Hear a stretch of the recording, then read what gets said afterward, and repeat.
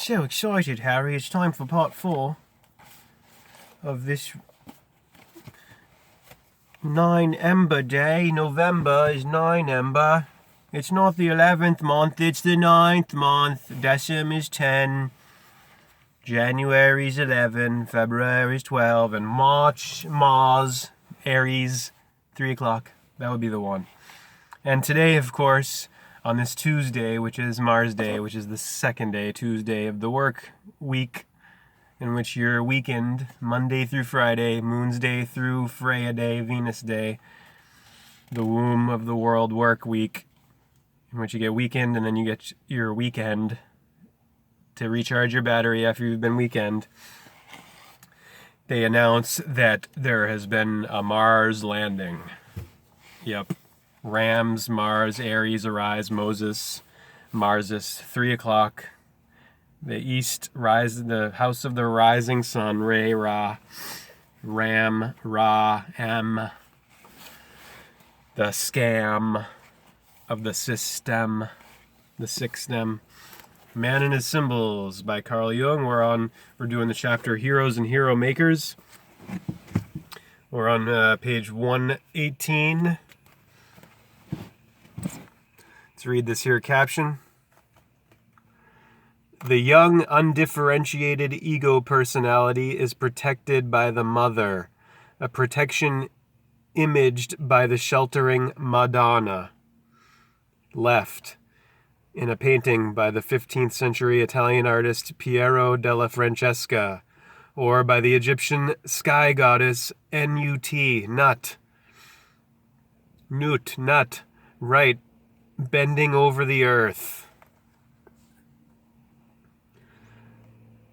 In a 5th century BC relief. But the ego must eventually free itself from unconsciousness and immaturity, and its battle for deliverance, its quote, battle for deliverance, unquote, is often symbolized by a hero's battle with a monster. Moonstar. Moon's Tor. Minotaur, Monitor. Like the Japanese god Susanu's battle with a serpent. Above. From a 19th century print. The hero doesn't always win at once. For instance, Jonah was swallowed by the whale. Far right from a 14th century manuscript. Jonah swallowed by the whale. The goddess Nut. The sheltering of the mother of matter, of the Madonna. Let's continue reading now. Next we come to the confusion about the monkey. Is it a monkey? Or is it a sailor who has to put up with beatings? The dreamer's own associations pointed to the meaning of this transformation. But in any case, the next stage in human development is one in which the irresponsibility of childhood gives way to a period of socialization, and that involves submission to painful discipline. That involves submission to painful discipline. One could say, therefore, that the sailor is an advanced form of trickster, who is being changed into a socially responsible person by means of an initiation ordeal. Drawing on the history of symbolism, we can assume that the wind represents the natural elements in this process, and the beatings are those which are humanly induced. At this point, then, we have a reference to the process that the Winnebago describe in the hair cycle, where the culture hero is a weak yet struggling figure, ready to sacrifice childishness for the sake of further development. Once again, in this phase of the dream, the patient is acknowledging his failure to experience to the full an important aspect of childhood and early adolescence. He missed out on the playfulness of the child and also on the rather more advanced pranks of the young teenager, and he is seeking ways in which those lost experiences and personal qualities can be rehabilitated. Next comes a curious change in the dream. The young man in black appears, and for a moment the dreamer feels that this is the, quote, true hero, unquote. That is all we are told about the man in black. Yet this fleeting glimpse introduces a theme of profound importance, a theme that occurs frequently in dreams. This is the concept of the shadow, which plays such a vital role in analytical psychology.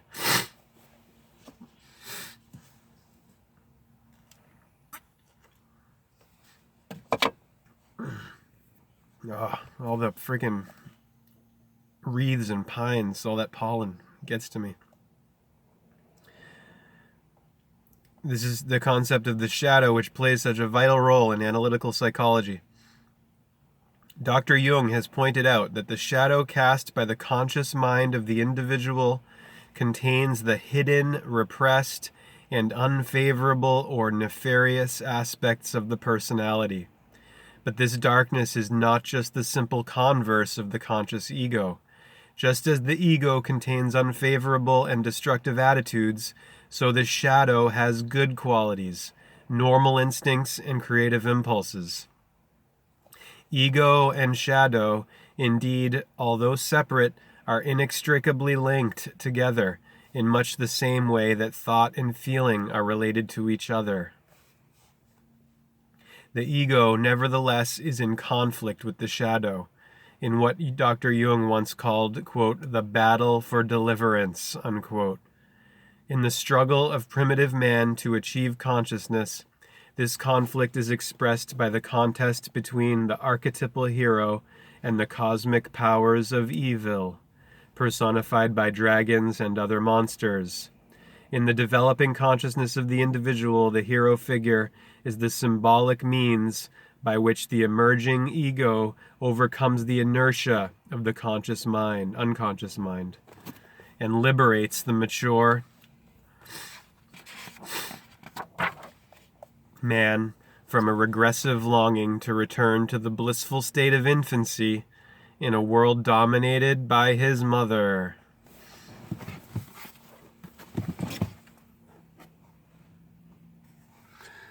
The ego's emergence can be symbolized not by a battle, but by a sacrifice, death leading to rebirth.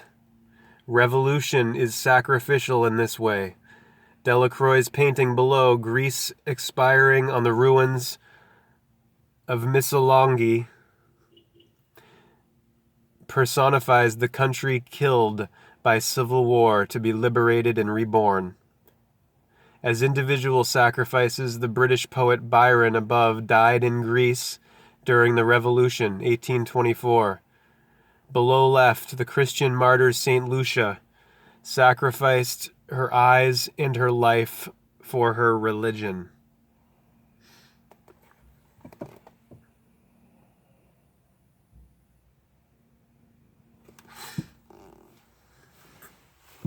And on the other side,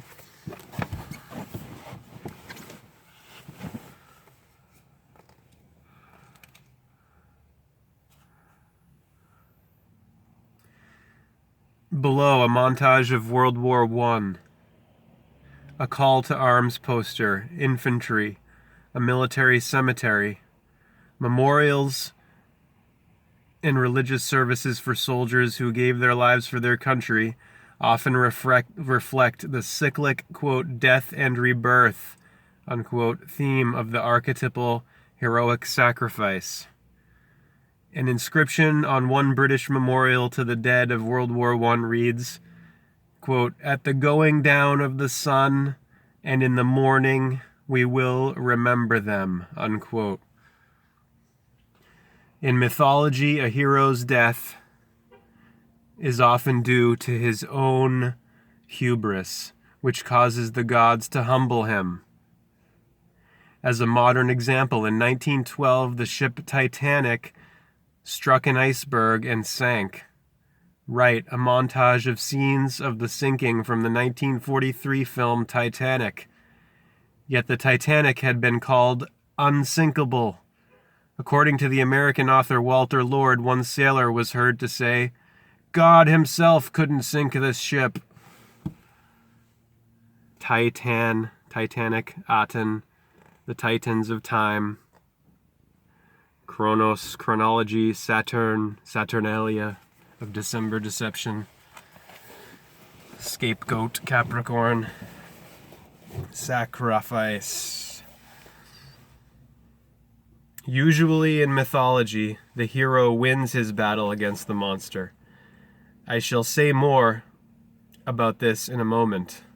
But there are other hero myths in which the hero gives in to the monster. A familiar type is that of Jonah, and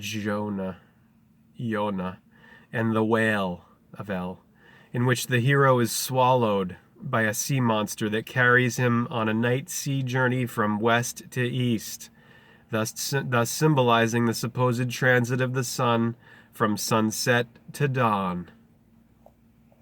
The hero goes into darkness, which represents a kind of death. I have encountered this theme in dreams presented in my own clinical experience.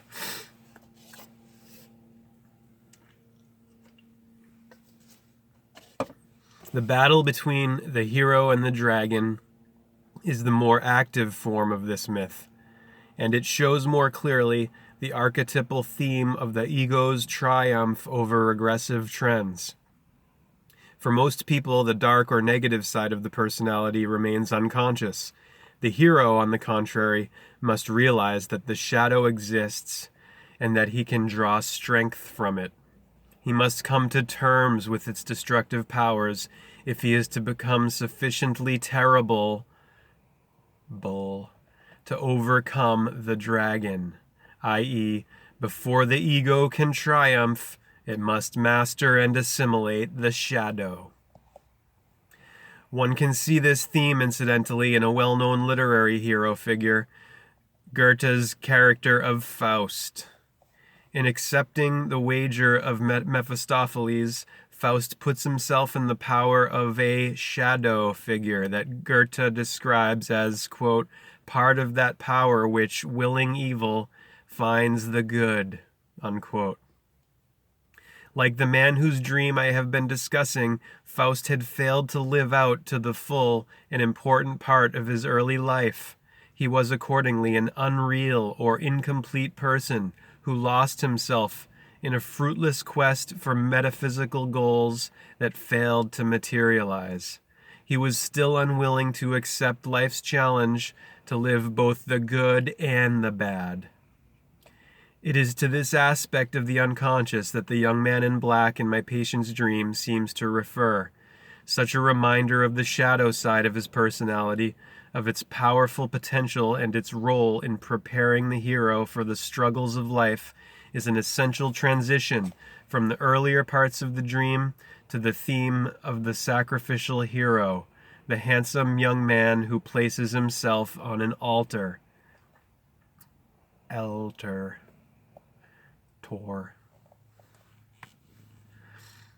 This figure represents the form of heroism that is commonly associated to the ego-building process of late adolescence. Building.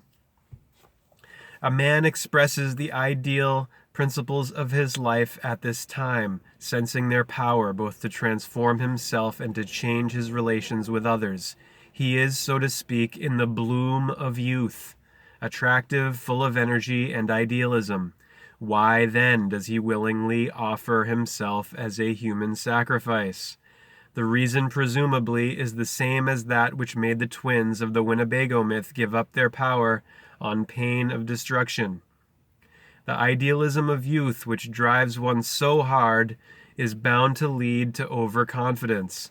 The human ego can be exalted to experience godlike attributes, but only at the cost of overreaching itself and falling to distress.